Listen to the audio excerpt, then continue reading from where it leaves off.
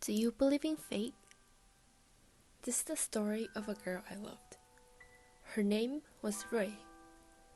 The first encounter I had with her was during science class. I saw an eraser on the ground, and as I reached for it, I felt a soft touch. I looked up, and it was her. It was at this moment that I realized that I had fallen in love. She was beautiful.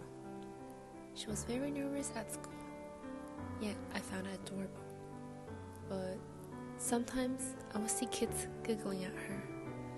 There were other times that I saw bruises on her arm. I knew she was bullied, and I wanted to stand up for her. But I was too much of a coward to speak anything at all. I became a bystander, afraid of becoming the next victim. And because of the bullying, she committed suicide. It was only after her suicide that I realized how much I enjoyed the presence of her being in the same class with me, despite not having a single conversation. I didn't think that it would be possible to love anyone as I love her. But now, all I feel is indescribable emptiness. It was all my fault. I could have done something, anything that would have prevented this ending. If life gave me a second chance, I would have definitely saved her. If I would stop the bullying somehow. But there isn't a second chance. You simply can't bring someone back to life. I kinda wanted to die back then. You have reached 833-456-4566. Hello, and thank you for calling. If you are currently experiencing grief or loss from the list below, including but not limited to loss of a friend, a relationship, breakup, losing a job, or a miscarriage, please do not feel afraid to reach out. You are not in the wrong. You can reach us by the number you have dialed right now, 833-456-4566. You can also get more help at Canada's Suicide Prevention Service. We are open 24/7, 365. That was when I heard an ad on the radio. Want to turn back in time? Come to Stein Center. Could this be my chance to finally make things right? As soon as I heard that, I ran to the center. Welcome to the Science Center. Would you like to be a volunteer to test our time-traveling technology? A man in a lab coat asked me. Without a moment's hesitation, I said yes. The man introduced himself as Okabe before elaborating further on the time machine he had created with his co-workers. It was very complicated. From what I understood, Okabe explained that their time travel machine used the black hole theory. The theory was a result of Roy Kerr's calculation for relativity. It possesses mass and angular momentum, and it spins around a central axis and has two even horizons. Inside each of the two even horizons, there is a ring-formed singularity, and time and space are reversed. The swapping occurs twice in the curved black hole. Avoiding the singularity allows you to go back in time while you're crossing the first even horizon. They compress the data of the brain, which is about 2.5 petabytes, to a size that can be transported by their machine. He explained that there are an infinite number of possible world lines. These possible world lines, and when we time travel, we travel to another world line. The various potential world lines are grouped into clusters called attractor fields. The worlds within an attractor field are mostly the same because they are shaped by the same major historical events. Let's say you are walking. As you walk, you trip over a rock and in turn, you create an alpha world line. Conversely, not tripping over the rock would lead to the creation of a beta world line. Eventually, however, these two world lines would lead back to the same world line because of how unimportant the difference was. This is what Okabe said to me. With this, he explained the restriction on the technology. The farthest the machine can go back is 1 year, and while in an alternate world line, I will be able to return back to the world when I reach the current date. I was certain that I could create a different world line where Rui doesn't die if I made an impactful memory with her. With that, I I asked Okabe to start the process right away. I couldn't have cared less about what happened to me. He told me to send a mail connected to the time travel machine with the date I wanted to travel back to. September 28, 2021. That was the day I first met her. Sent.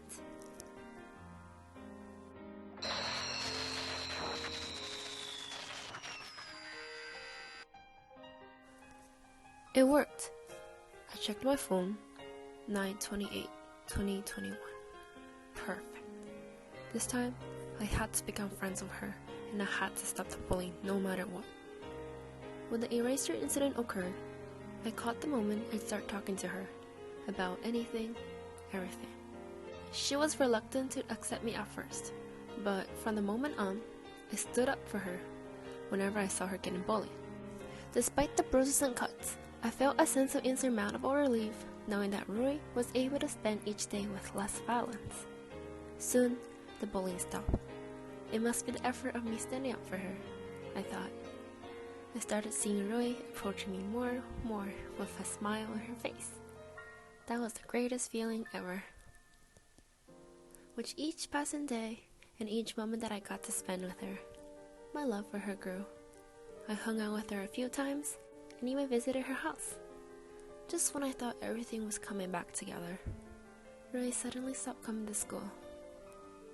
I visited her house and found her lying on her bed, extremely pale. She had a heart condition. Every week, she had to visit the hospital to get updates. Soon, she will undergo surgery for her heart. Rui came back to school after a month of resting, and I assumed that the surgery was successful.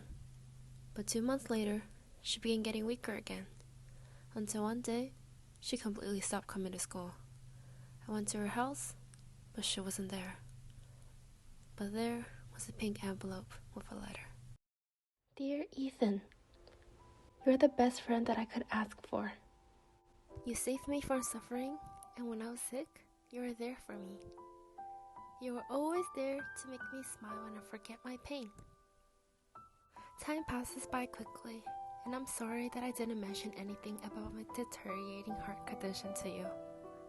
Had you known that, we probably wouldn't be able to enjoy our times together, as we did. You make my high school life the best it could be. When I wrote this letter, I really thought I wouldn't have any regrets about dying.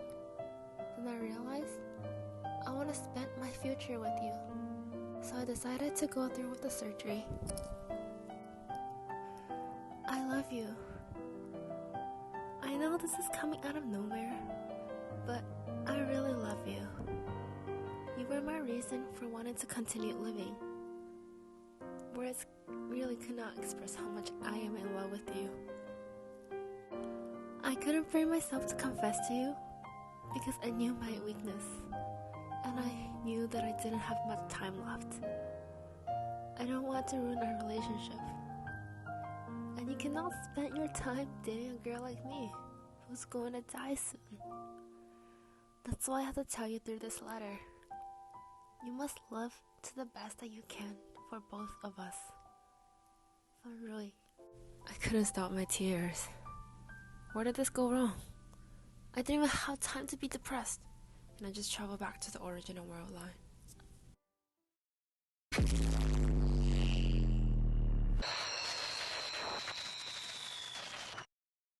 How was the experience? A familiar voice rang in my ear. Huh? What is this? Welcome back. You've returned. Excruciating. I couldn't change anything. I was a cloud of darkness, brimming with dread, as I walked home from the experience. Suddenly, I started hallucinating. Was this all a dream? It seemed so surreal. But at least Rui didn't commit suicide this time. She lived a happy life. She lived a happy life until the end and didn't have any regrets. This was a better ending. But I didn't want this to end. I didn't want her to end. What if I can bring back the dead? What if I extract Rui's memory and install them into an AI? That would require some memories of her. As I walked, I encountered Roy's mother making her way to the grocery store. She waved at me. She seems to know me. But she shouldn't be knowing me in this world. Did I not travel back to the original world? I saw a glimmer of hope. She might still be alive. But knowing what happened in the original world, I hesitantly asked, fearing that her mom would tell me that she was already dead after all. How's Ray? Oh, she's probably packing up her stuff right now. I have more time. Can I visit her right now? Of course. Honestly, I want her to spend more time with her friends. I ran.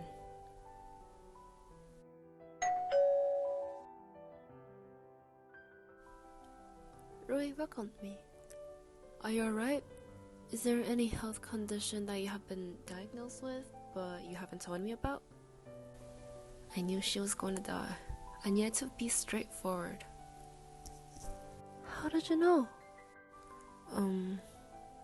How much time do you have? About 2 weeks left. Don't worry. I'll make these 2 weeks the best they can be for you. I have to. I went to Okabe again, questioning him about the current world and the possibility of my AI proposal. It seems like I've made a change in the past impactful enough that it led me into a better world line. The world where Rui committed suicide was our original world line. And the world where she passed away from the condition is labeled the Alpha world line. As to my proposal of memory extraction, it was highly possible. We used brain scans to read her memories, then convert these human memories into digital data and upload it into an artificial intelligence that we create. In turn, the AI can have personalities and act just like the person it extracted memories from. I discussed my plans with Ray and had the best remaining weeks with her. I collected the memories of Ray while time lasted. When her physical self expired, I bombarded myself with studying technologies and computer science to distract myself after her death. After 9 years of studying and failing, I finally made the first successful memory storage, an artificial intelligence system. I named her Chloris, meaning blooming in Greek, just like how Roy was a bloom of motivation and light in my life. I found many new ways to extract the memories of a specific person. One way was to extract memories from their families and friends to have a collaboration of the overall memory of a specific person. Another way includes extracting memories from the person within their last 10 minutes after their heartbeat drops, then converting this into digital data. I'm very glad the AI that I have created have helped ease the pain of many who have lost their loved ones. They are now capable of being a fully functional artificial intelligence with all the capabilities and memories of the person whose data is being used. To this day, I still question if all the time traveling and world lines were real. I also question if fate is real. Would she have passed away regardless of what changes I made? Was there ever a world line where she lived? Or was there even a possibility that she'd be alive if something huge would happen?